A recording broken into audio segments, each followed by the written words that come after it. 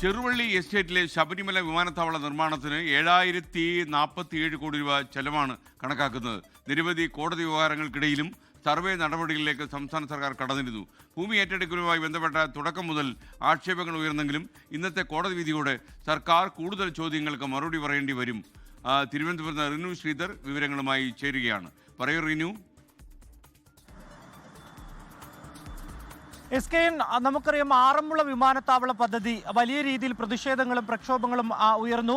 അതിൽ നിന്ന് വിട്ടുനിൽക്കുന്ന ഒരു സാഹചര്യം CPM-ന്റെ ഭാഗത്തു നിന്നുണ്ടാക്കുന്നു. പിന്നീട് ഈ ആറന്മുള വിമാന പദ്ധതിക്കെതിരെ CPM-ന് പോലും നിലകൊള്ളേണ്ടുന്ന ഒരു സാഹചര്യം സംസ്ഥാനത്തുണ്ടായി. അതിനുശേഷമാണ് 2017 ശബരിമലയിൽ ഒരു വിമാനത്താവളത്തിന് വേണ്ടി ഹാരിസന്റെ ഭൂമി ഏറ്റെടുക്കുവാൻ വേണ്ടി ഒരു തീരുമാനം സംസ്ഥാന സർക്കാർ കൈകൊള്ളുന്നത്. വിശദമായിട്ടുള്ള 4 അംഗ സമിതിയുടെ പഠനത്തിന് ശേഷമാണ് അത്തരമൊരു തീരുമാനത്തിലേക്ക് ചെറുവള്ളി എസ്റ്റേറ്റ് ഏറ്റെടുത്തുകൊണ്ട് ഒരു തീരുമാനത്തിലേക്ക് പോകുവാൻ സംസ്ഥാന സർക്കാർ മുന്നോട്ട് പോകുന്നത്. പക്ഷേ വലിയ രീതിയിലുള്ള ഒരു പ്രതിഷേധം അതിന് എതിരെ ഉണ്ടാകുന്നു. എസ്റ്റേറ്റിൽ നിന്ന് പോലും ഒരു പ്രതിഷേധം ഉണ്ടാകുന്ന ഒരു സാഹചര്യം ഉണ്ടാകുന്നു. പാലാ കോടതിയിൽ സ്യൂട്ട് ഫയൽ എന്നൊരു സാഹചര്യത്തിലേക്ക് പോകുന്നു. നിലവിൽ ഹൈക്കോടതിയിൽ ഈ ചെറുവള്ളി എസ്റ്റേറ്റ് ഏറ്റെടുക്കുന്നതുമായി ബന്ധപ്പെട്ടുകൊണ്ട് 7ഓളം കേസുകൾ നിലനിൽക്കുന്ന ഒരു സാഹചര്യവും ഉണ്ട്. LDF സർക്കാരിൻ്റെ ഒരു സ്വപ്ന പദ്ധതി കൂടിയാണ് ശബരിമല വിമാനത്താവളം എന്നുള്ളതാണ് ഏറ്റവും പ്രധാനപ്പെട്ട ഒരു കാര്യം. 7047 കോടി രൂപയുടെ ഒരു സ്വപ്ന പദ്ധതി എന്ന് വേണം നമുക്ക് പറയാൻ. പക്ഷേ പല രീതിയിലുള്ള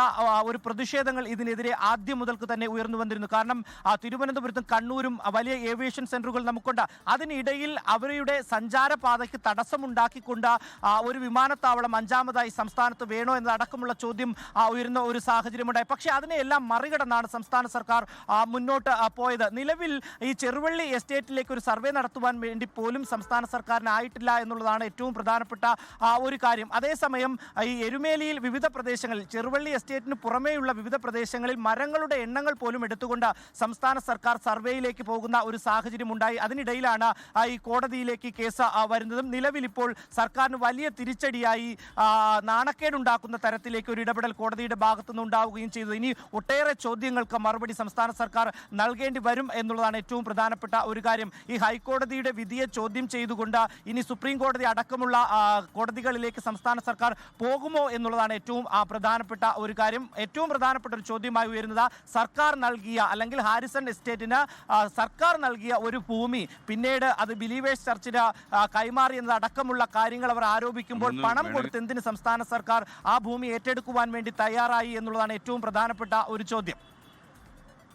താങ്ക് യു റിനു ശ്രീധർ.